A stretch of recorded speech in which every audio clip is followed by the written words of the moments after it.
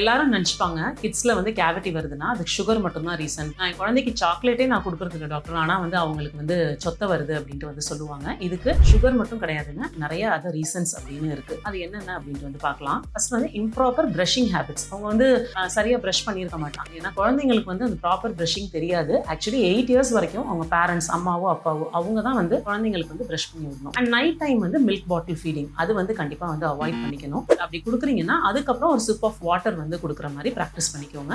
Snacks, sticky foods இதெல்லாமே வந்து முடிஞ்ச வரைக்கும் அவாய்ட் பண்ணிக்கணும். ஆஃப்டர் எவ்ரி மீல் நல்லா காகிள் பண்ணி நீட்டா வச்சுக்கோங்க. கண்டிப்பா 6 months ஒன்ஸ் ஒரு டென்டல் செக்அப் வச்சுக்கோங்க. ஏன்னா நம்ம அதுல தான் இனிஷியலா சின்ன சொத்தையா இருக்கும் போதே பார்த்து நம்ம சரி பண்ணிக்கலாம். அண்ட் ஃப்ளூரைடு அப்ளிகேஷன் அப்படின்னு இருக்குது. ஃப்ளூரைடு அப்ளிகேஷன் பல் சொத்தை வரதுக்கு முன்னாடியே நம்ம அந்த ஃப்ளூரைடு அப்ளிகேஷன் பண்ணோம்னா பல் சொத்தை வராம தடுத்துக்கலாம். அண்ட் குழந்தைங்களுக்கு கேவிட்டி ப்ரிவென்ஷன் டூத் பேஸ்டும் இருக்கு. அது வந்து நீங்க வந்து டென்டிஸ்ட் கேட்டு எது உங்களுக்கு உங்க குழந்தைங்களுக்கு வந்து ஒரு நல்ல டூத் பேஸ்ட்னு கேட்டு வாங்கிக்கோங்க. ஸோ சுகர் தவிர கிட்ஸுக்கு கேவிட்டி வரதுக்கு நிறைய ரீசன்ஸ் இருக்குங்க. ஸோ பேரண்ட்ஸ் ஓரல் ஹெல்த்தை சீரியஸா எடுத்துக்கோங்க. உங்க கிட்ஸோட ஃபியூச்சர் ஸ்மைலையே அதுதான் வந்து ப்ரொடெக்ட் பண்ணுது.